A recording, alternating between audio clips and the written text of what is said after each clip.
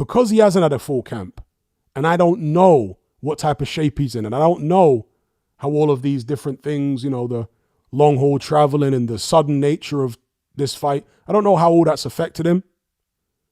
I have to pick Joseph Parker to win. Yeah, just based upon the prep of both guys. He's had the better prep. He's comfortable in Saudi, so on and so forth. I have to go with Joseph Parker on points. That's what I'm predicting. I could be wrong.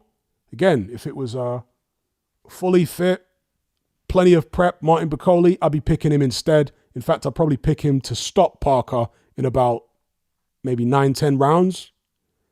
But as it is, I got to go Parker on points.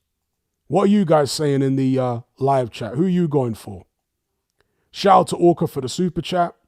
He says, even if Dubois didn't pull out, what on earth was everyone else thinking bringing Parker 267 pounds in against Dubois in the first place? I completely agree.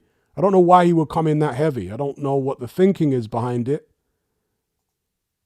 Shout out to Matt for the super chat. He says, I worry for Bakole, looks massive and hasn't slept. Indeed. It's a big challenge for him.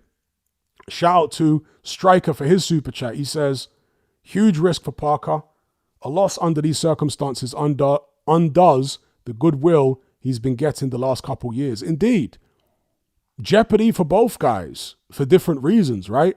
But yeah, if Parker were to lose this fight, I mean, it's a horrible look, isn't it? To be losing to a fat man who took the fight on 2 days' notice, who's flying halfway across the world long haul, probably jet lagged because of getting to sleep very late. And, Bakole's got to do medicals and all sorts of stuff as well. So how much sleep is he even going to get when he has to do medical and all that type of business once he arrives in Saudi? It's crazy. This is literally crazy. Do you know what I mean? Literally crazy. And as other people have said,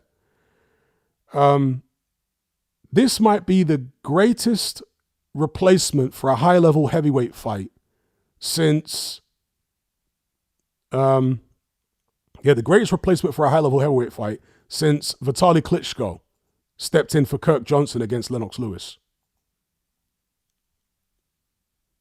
Yeah, this might be the best replacement. That was a better replacement, obviously.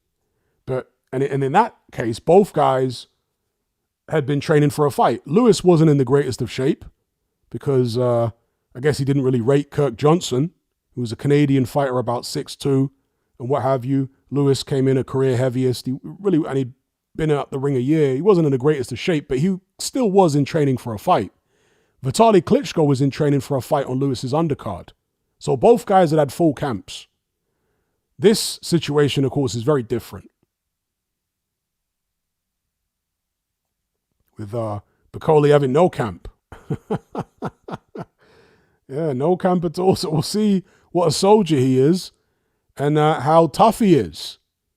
Because dealing with situations like this, you've got to be very, very mentally and physically resilient to be able to go through all that and still perform. So yeah, Striker, shout out again for the super chat. High risk for Parker. A loss under these circumstances would really hurt his reputation, for sure.